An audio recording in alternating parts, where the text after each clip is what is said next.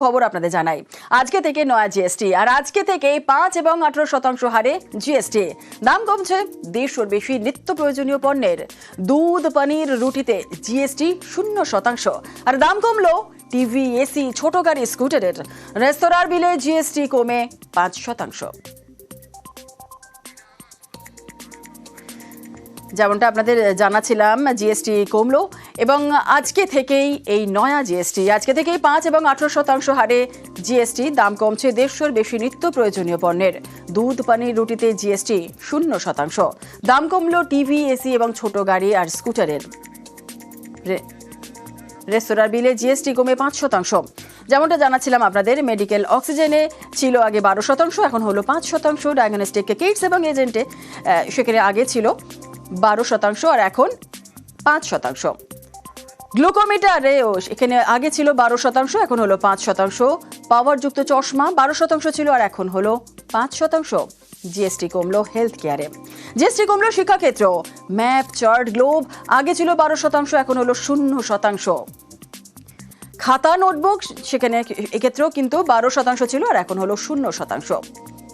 কৃষিক্ষেত্রেও ট্রাক্টরে আগে ছিল 12%, এখন হলো 5%। আর ট্রাক্টর, টায়ার এবং পার্টস 18% ছিল আর এখন হলো 5%। বায়ো, পেস্টিসাইড, মাইক্রো নিউট্রিয়েন্টস ছিল 12%, হলো 5%। ড্রিপ ইরিগেশন সিস্টেম আগে ছিল 12%, এখন হলো 5%। কৃষিক্ষেত্রে জিএসটি কমলো।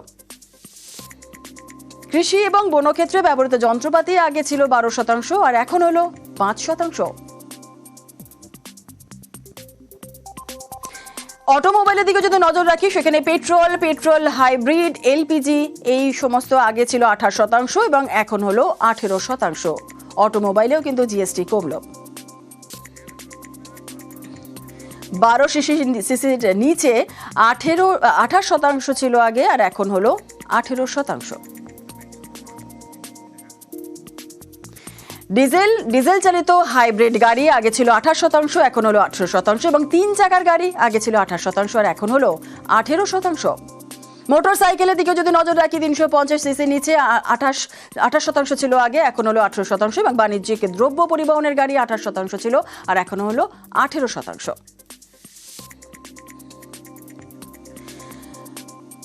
এয়ার কন্ডিশন 28% ছিল, এখন হলো 18%। এলইডি, এলসিডি টেলিভিশন 32 ইঞ্চির ঊর্ধ্বে যে সমস্ত টেলিভিশন 28% আগে ছিল আর এখন হয়ে গেল 18%। মনিটর এবং প্রজেক্টর সেখানেও কিন্তু 28% আগে ছিল, এখন হয়ে গেল 18%। ডিশ ওয়াশিং মেশিন 28% ছিল আর এখন হলো 18%। আর hair oil, shampoo, toothpaste, toothbrush, সাবান এবং শেভিং ক্রিম 18% ছিল আর এখন হয়ে গেল 5%। আর যেমনটা আপনাদের বলছিলাম যে আজকে থেকে কিন্তু স্বাস্থ্য জীবন বীমা জিএসটি 0, আর স্বাস্থ্য বীমায় আর জিএসটি দিতে হবে না। জিএসটি 0 জীবন বীমাও।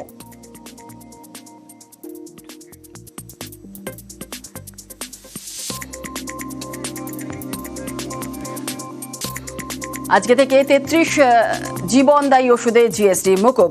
ক্যান্সারের মতো ওষুধে সেখানে 3টি ওষুধে জিএসটি প্রত্যাহার। পুরনো ওষুধে নতুন জিএসটি অনুযায়ী দাম কমছে একাধিক চিকিৎসা সামগ্রীরও।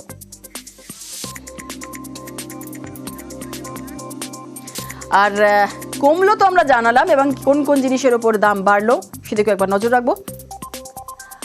আজকে থেকে দাম বাড়লো লটারি টিকিটের, দাম বাড়লো তামাকজাত দ্রব্যের, বিলাসবহুল গাড়ি তারও দাম বাড়লো। আরও দামি হলো কিন্তু বিলাসবহুল গাড়ি। এর পাশাপাশি পান মশলা, গুটখা, সিগারেট 40% জিএসটি। আর ক্যাফিন পানীয়, এসইভি গাড়িতেও জিএসটি বেড়ে 40%। কার্বোনেটেড সফট ড্রিঙ্কস, ক্যাফিন জাতীয় পানীয় এবং নন অ্যালকোহলিক বেভারেজ 40% বাড়লো। বিলাসবহুল বড় গাড়ি, এসইভি 1200 সিসি থেকে 1500 সিসি ইঞ্জিন যুক্ত 40% বাড়ল। মোটরসাইকেল 350 সিসি বেশি যে সমস্ত গাড়ি মোটরসাইকেল রয়েছে সেখানে 40% বাড়ল। আচ্ছা, ইয়ট, ব্যক্তিগত বিমান, রিভলভার, পিস্তল 40% হলো।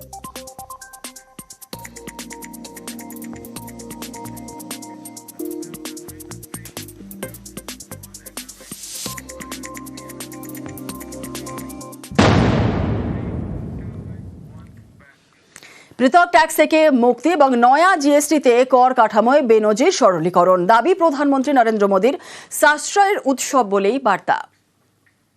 नवरात्रि के पहले दिन से देश आत्मनिर्भर भारत अभियान के लिए एक और महत्वपूर्ण और बड़ा कदम उठा रहा है। कल यानी नवरात्रि के प्रथम दिवस 22 सितंबर को सूर्योदय के साथ ही नेक्स्ट जनरेशन जीएसटी रिफॉर्म्स लागू हो जाएंगे। कल से देश में जीएसटी बचत उत्सव शुरू होने जा रहा है।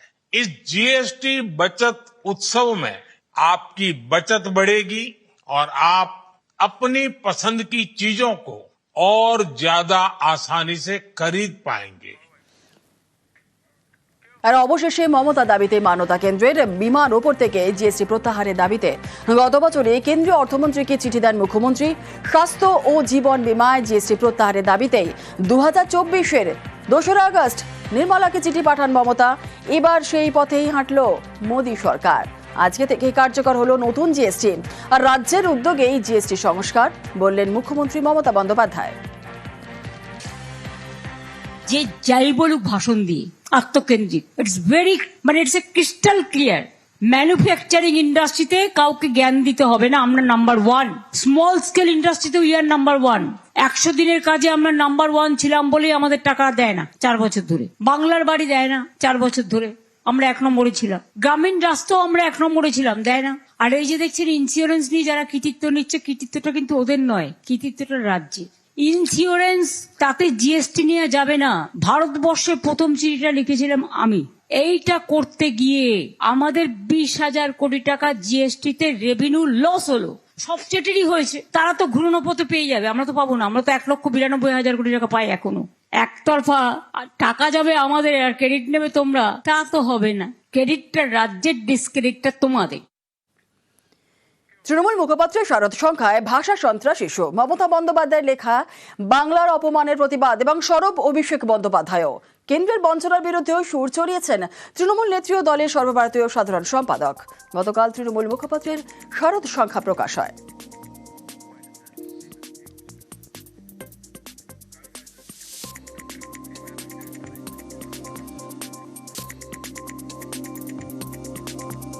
আজকে বাংলা ভাষায় কথা বললে অত্যাচার করে তোমাদের নেতারা।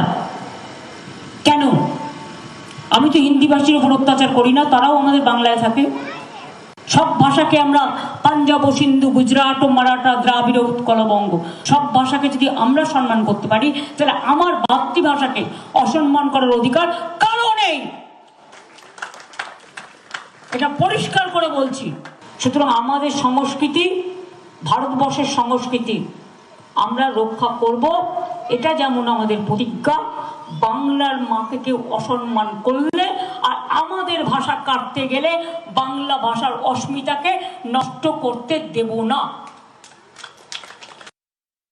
যারা বাংলাকে ব্যঙ্গ বিদ্রুপ করে বাংলার মাটিকে কলুষিত করতে গত 4-5 বছর আগে বাংলাকে অপমানিত করে বলে গেছিল বাংলায় দুর্গাপুজো হয় না, আজ থেকে ঠিক 3 বছর আগে আমাদের রাজ্য সরকারের এই প্রচেষ্টাকে ইউনেস্কোর ইনট্যাঞ্জিবল কালচারাল হেরিটেজের মতো বিশ্ব দরবারে বিশ্ববন্দিত করে স্বীকৃতি দিয়েছিল মমতা বন্দ্যোপাধ্যায়ের সরকারকে। এটা আমাদের কাছে, প্রত্যেকটা বাঙালির কাছে বাড়তি প্রাপ্য এবং পাওনা। ভিন রাজ্যে বাংলার পরিচয়কে হেনস্থা, পুজো উদ্বোধনেও সরব মুখ্যমন্ত্রী। বাংলায় কথা বললেই হেনস্থা তোপ মমতার। পরিযায়ী শ্রমিক দেখলে বাংলায় কথা বললেই হলো, হোটেলে ঢুকতে দেবে না, কাজ করতে দেবে না, অত্যাচার করবে। কেন? ভাষা আমাদের অস্মিতা। তাহলে বাঙালি দেখলেই ও ইলিগাল ইমিগ্রেন্টস। কিসের জন্য এত ভেদাভেদ, এত হিংসেমি? আমাদের কত গেছে বাইরে? 22 লাখ ডেকে নিয়ে গেছে, কারণ তাদের ট্যালেন্ট আছে বলে। কিন্তু আমার যে বাইরের রাজ্যে 1.5 কোটি শ্রমিক এখানে কাজ করে, আমি তো মনে করি তারাও আমাদের গর্ব। বাংলা না থাকলে দেশটাই থাকতো না। আর বিভাজন করার মানে দেশটাকে ভেঙে দেওয়া, আর ঐক্যবদ্ধ থাকা মানে দেশটাকে শক্তিশালী করা। আপনার তো প্রয়োজন নেই অন্য ধর্ম মানা, কিন্তু আপনি অসম্মান কেন করবেন? এসআইআর নিয়ে সরব মুখ্যমন্ত্রী। নির্বাচন কমিশনকে নিশানা মমতার। এসআইআর ইস্যুতে বিজেপিকে তোপ মমতার। শুধু ভোটে জেতার জন্য একটা নতুন অঙ্ক পুজোর মধ্যে টেবিল টপ করে বিজেপির এজেন্সিকে দিয়ে নাম তোলাচ্ছে, খেয়াল রাখবেন।